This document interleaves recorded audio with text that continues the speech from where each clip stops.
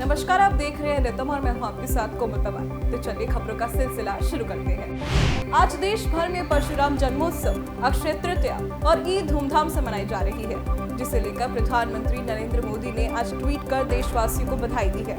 प्रधानमंत्री ने ट्वीट कर कहा कि आप सभी को भगवान परशुराम जयंती की हार्दिक शुभकामनाएं। मेरी कामना है कि उनकी कृपा से हर किसी का जीवन साहस, विद्या और विवेक से परिपूर्ण हो। साथ ही अक्षय तृतीया की बहुत बहुत बधाई। पीएम ने कहा कि मेरी कामना है कि दान, पुण्य और मांगलिक कार्य के शुभारंभ की परंपरा से जुड़ा यह पावन पर्व हर किसी के जीवन में सुख, समृद्धि और उत्तम स्वास्थ्य लेकर आए। इसके साथ ही पीएम ने ईद की भी देशवासियों को बधाई दी है।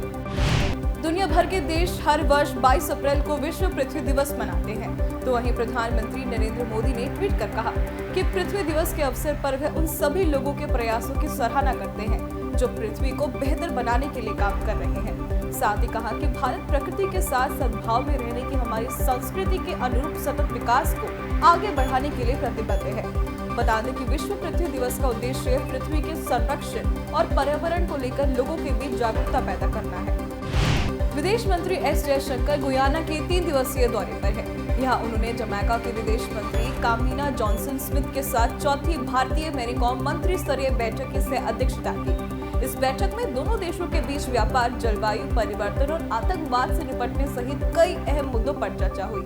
जयशंकर ने आज ट्वीट कर जानकारी दी। बता दें कि कैरिकॉम एक अंतर सरकारी संगठन है जो पूरे अमेरिका और अटलांटिक महासागर में 15 सदस्य राज्यों का एक राजनीतिक और आर्थिक संघ है। उत्तर प्रदेश में आज सीएम योगी आदित्यनाथ ने राज्य लोक सेवा आयोग के अध्यक्षों के 2 दिवसीय सम्मेलन का उद्घाटन किया। इस मौके पर मुख्यमंत्री ने कहा कि उत्तर प्रदेश अपनी विशेषता के साथ संभावनाओं के लिए भी जाना जाता है। आज उत्तर प्रदेश माफिया के गठजोड़ नहीं बल्कि मुहज्जब प्रदेश के रूप में जाना जाता है। साथ ही सीएम ने कहा कि सरकारी नौकरियों की भर्तियों में भाई भतीजावाद और जातिवाद था। हमने भर्ती प्रक्रिया को पारदर्शी बनाया। इसमें भेदभाव के लिए अब कोई जगह नहीं है। भाजपा की केरल इकाई को एक पत्र मिला है। इसमें प्रधानमंत्री नरेंद्र मोदी के राज्य के 2 दिवसीय दौरे के दौरान जान को खतरा होने का दावा किया गया है। यहाँ राज्य भाजपा मुख्यालय में बीजेपी पार्टी अध्यक्ष के सुरेंद्र ने 17 अप्रैल को पहुंचे इस पत्र को केरल पुलिस को सौंप दिया है। इसे भेजने वाले का नाम एर्नाकुलम निवासी जोसेफ जॉनी है। पुलिस की पूछताछ में जॉनी ने पत्र भेजने की बात से इनकार कर दिया। हालांकि पुलिस इस मामले की जांच में गंभीरता से जुटी है। बता दें कि प्रधानमंत्री मोदी 24 अप्रैल को कोची पहुंच रहे हैं और रोड शो में वो हिस्सा लेंगे। कलकत्ता हाईकोर्ट ने सीबीआई को पश्चिम बंगाल में नगर निगम में नौकरियों की भर्ती के मामले में कथित गड़बड़ियों की जांच करने का निर्देश दिया है। इस मामले में कोर्ट ने सीबीआई को 28 अप्रैल को एक प्रारंभिक रिपोर्ट प्रस्तुत करने का भी निर्देश दिया है। बता दें कि शिक्षक भर्ती घोटाले में छापेमारी के दौरान मिले दस्तावेजों के आधार पर प्रबंधन निदेशालय यानी ईडी ने कोर्ट को बताया था कि शिक्षक भर्ती घोटाले के साथ नगर निगम की भर्तियों में भी घोटाला हुआ था। ईडी रिपोर्ट के अनुसार नगर पालिका में भर्ती का घोटाला 200 करोड़ का हो सकता है, जिसे लेकर कोर्ट ने अब सीबीआई को जांच के आदेश दिए हैं। देश के सुदूरवर्ती इलाकों, खासकर अग्रिम इलाकों में अंतिम छोर तक कनेक्टिविटी मुहैया कराने के लिए सरकार ने एक महत्वपूर्ण कदम उठाया है, जिसके अंतर्गत 2675 करोड़ रुपए की कुल परिव्यय के साथ अरुणाचल प्रदेश में 3721 अधिक गांवों को कनेक्टिविटी प्रदान करने के लिए 2605 4G मोबाइल टावरों को मंजूरी दी है। ये 4G मोबाइल टावर संचार मंत्री अश्विनी वैष्णव ने राष्ट्र को समर्पित किए। टावर अब तक अछूते गांव में 4G कवरेज प्रदान करेंगे। अक्षय तृतीया के अवसर पर आज गंगोत्री यमुनोत्री के कपाट ग्रीष्मकाल के लिए श्रद्धालुओं के दर्शन के लिए खोल दिए गए हैं। मुख्यमंत्री पुष्कर सिंह धामी भी इस मौके पर धाम पहुंचे और गंगा पूजन किया। पूजा अर्चना के बाद विधिवत रूप से सीएम की मौजूदगी में गंगोत्री धाम के कपाट खोले गए। इसके बाद यमुनोत्री धाम के कपाट खोले। वहीं इस दौरान मुख्यमंत्री पुष्कर सिंह धामी ने कहा कि इस बार यात्रा पिछले सारे रिकॉर्ड तोड़ेगी और नया कीर्तिमान स्थापित करेगी। उन्होंने सभी तीर्थ यात्रियों की सफल व सुरक्षित यात्रा की कामना की।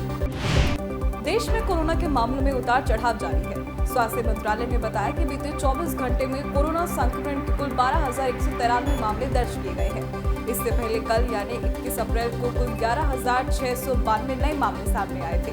साथ ही स्वास्थ्य मंत्रालय ने बताया कि कोरोना के एक्टिव केस बढ़कर अब 67,556 हो गए हैं। तो वहीं बीते 24 घंटे में कोरोना से 42 मरीजों की जान भी गई है। मध्य प्रदेश के बालाघाट में आज सुबह सुरक्षा बलों और नक्सलियों के बीच मुठभेड़ हो गई। इसमें 2 महिला नक्सलियों को सुरक्षा बलों ने ढेर कर दिया। दोनों पर 14-14 लाख रुपए का इनाम घोषित था। पुलिस से प्राप्त जानकारी के अनुसार इस मुठभेड़ में भोरब देव एरिया कमांडर सुनीता तथा खटिया मोर्चा एरिया कमांडर सरिता को मार गिराया। साथ ही महिला नक्सलियों के पास 2 बंदूक, कारतूस, खाद्य सामग्री सहित दैनिक उपयोग की वस्तुएं मिली हैं। मानव रहित विमान नागस्त्र भारतीय सेना की ताकत कई गुना बढ़ाने वाला है। दरअसल नागपुर की भारतीय कंपनी को 450 विमानों का ठेका मिला है, जिसकी 1 वर्ष के भीतर आपूर्ति करनी होगी। सोलर इंडस्ट्री नागपुर ने कहा कि उसे भारतीय सेना को मानव रहित हवाई यान नागस्त्र की आपूर्ति का ठेका मिला है और इस तरह इजराइल तथा पोलैंड के प्रतिस्पर्धी उससे पीछे रह गए। वहीं कंपनी के एक अधिकारी ने कहा कि 75% से ज्यादा स्वदेशी सामग्री वाले नागस्त्र 1 में कई विश्व स्तरीय विशेषताएं हैं। यह सोलर इंडस्ट्री नागपुर की अनुषंगी इकोनॉमिक्स एक्सप्लोसिव लिमिटेड के सहयोग से विकसित किया गया है।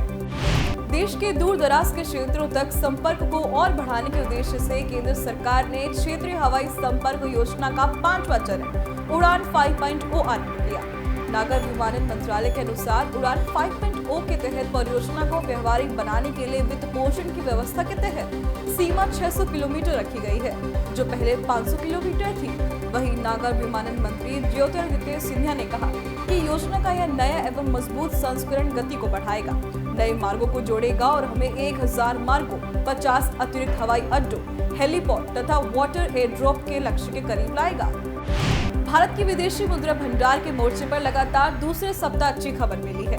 बीते 14 अप्रैल को समाप्त सप्ताह के दौरान भारत की विदेशी मुद्रा भंडार में 1.65 अरब डॉलर की बढ़ोतरी हुई है। इससे पहले 7 अप्रैल 2023 को समाप्त सप्ताह के दौरान भी इसमें 6.3 अरब डॉलर की बढ़ोतरी हुई। रिजर्व बैंक की तरफ से जारी आंकड़ों के अनुसार अब देश का विदेश मुद्रा भंडार 586.41 अरब डॉलर के स्तर पर पहुंच गया है।